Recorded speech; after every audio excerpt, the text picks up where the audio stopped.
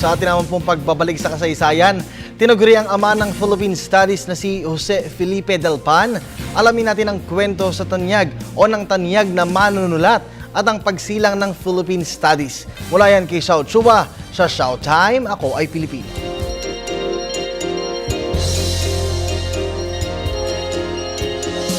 Makasaysayang araw po. Time sa mga aklatan sa Pilipinas, mayroong seksyon na tinatawag na Filipiniana. Sabi ng ibang mga eksperto, parang mali ang katawagan na ito. Bakit? Sapagkat ito ay taguri ng mga Amerikano sa mga aklat tukol sa Pilipinas. Kumbaga, kung Pilipino ka, bakit mo tatawaging Filipiniana ang iyong sariling mga aklat? Unless ang tingin mo din sa sarili mong diskurso ay kolonyal. Yun bang ang tingin mo sa mga Filipino ay hindi mo kapareho? May mga nagmumungkahi na tawagin na lamang ang kaalamang pinodyus ng mga Pilipino na Pilipinolohiya na unang ginamit ni Jose Rizal nung siya ay nabubuhay pa. O para sa iba naman, Philippine Studies. Ilan sa mga nakilala dito ay sina Seo Salazar at Prospero Covar na nag-aadika na dapat tingnan natin ang ating mga kaalaman sa ating sariling pananaw gamit ang ating sariling wika. Sinabi ng iba na nagsimula mismo kay Rizal ang Pilipinolohiya dahil sa kanyang mga sulatin gaya ng kanyang anotasyon sa Sucesos de las Islas Filipinas ni Antonio de Morga. Kapanabayan niya sa panahon ang mga katulad ni Isabelo de los Reyes at Pedro Paterno na malaki din ang ambag sa pag-aaral ng mga kaalaman mula sa mga Pilipino bagamat nagsusunod Espanyol. Ngunit, ayon sa isang aklat ng isang pamosong lokal na historiador, mayroon pang mas nauna sa kanila at kinalimutan natin ang kanyang mga naging kontribusyon. 193 years ago, May 26, 1821, isinilang si Jose Felipe Del Pan sa Galicia, Espanya.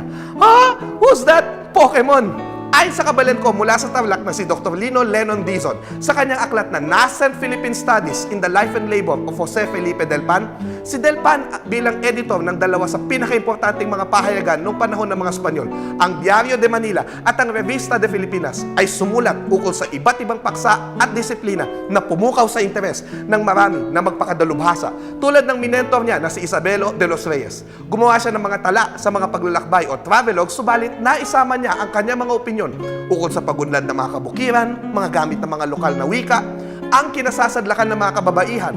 Hindi lamang siya nagsulat ukol sa mga santo at mga politiko, kundi nagsulat ukol sa isang hindi sikat na Recoleto na buong buhay na naglingkod sa mga Aita. At kay Jose Maria Peñaranda na siyang unang gumawa ng mga highway na nagkonekta sa Pilipinas. Nagbigay din siya ng mungkahi at pagtuligsa sa pamahalaang kolonyal. Namatay siya noong 1891 at 3 taon lamang matapos ito, may ipapangalan na kalye at tulay sa kanya sa Maynila, Del Pan. Bagamat siya ay isang peninsular na nagmula sa Espanya, naniwala siya na sa malaon at hindi, dapat ang mismong susulat ng mga pag-aaral ukol sa Pilipinas ay ang mga Pilipino. Mabuhay ka, ama ng Philippine Studies.